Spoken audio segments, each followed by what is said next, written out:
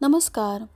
थंडीच्या दिवसात आंबट गोड अशी संत्री खूप छान मिळतात, म्हणून म्हटलं त्याचाच आपण केक करूया. याला मैद्याची गरज नाही, साखर नाही लागत आणि ओव्हनची तर अजिबातच नाही.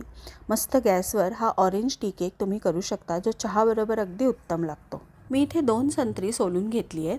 त्यातला अर्धा आहे ना, त्याचा आपल्याला ज्यूस करायचा आहे आणि थोडा मी असंच ठेवते, त्याचा पल्प काढून घेणार आहोत.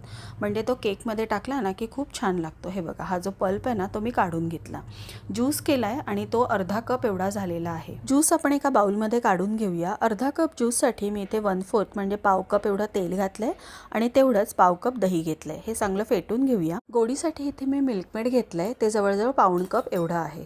सगळं व्यवस्थित मिक्स झालं की त्यामध्ये 1 कप बारीक रवा घातला आहे. जर जाडा रवा असेल ना तर एकदा मिक्सरला फिरवून घाला.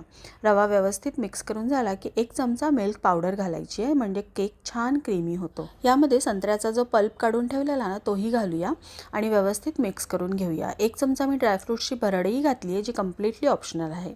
सगळं एकत्र करून आपल्याला 15 मिनिटासाठी ठेवून द्यायचं आहे. रवा छान फुलतोय तोपर्यंत आपण तवा गरम करून घेतला आहे, कारण आपण बेक करणार आहोत गॅसवर. मी इथे फ्रायपॅनला तूपही लावून घेतलं आहे आणि ते आपण तव्यावर ठेवूया, म्हणजे हे भांडं छान गरम होईल. 15 मिनटं झाली आहेत. आता आपण यामध्ये 1 टीस्पून एवढा बेकिंग पावडर आणि अर्धा टीस्पून बेकिंग सोडा घालूया. चवीसाठी छान वेलची पावडर घालूया 1 टीस्पून. सगळं मिक्स करून घेऊया. ऑरेंज केक आहे आणि मस्त कलर येण्यासाठी ऑरेंज ना मी इथे फूड कलर घेते, जो कम्प्लिटली ऑप्शनल आहे. नाही घातलं काहीही हरकत नाही, केकची टेस्ट अजिबात चेंज होणार नाही आहे. मी इथे 1 थेंब रेड आणि 1 थेंब येल्लो घातलं आहे, म्हणजे अगदी हलका असा ऑरेंज कलर येईल ना म्हणून. आता याला 30 मिनटासाठी आपल्याला बारीक गॅसवर बेक करून घ्यायचं आहे. 30 मिनटं झाल्यानंतर आपण चेक करूया की आपला केक झाला आहे की नाही.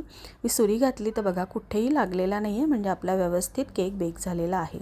त्याला एका वायर रॅकवर काढून ठेवूया, म्हणजे तो गार होईल.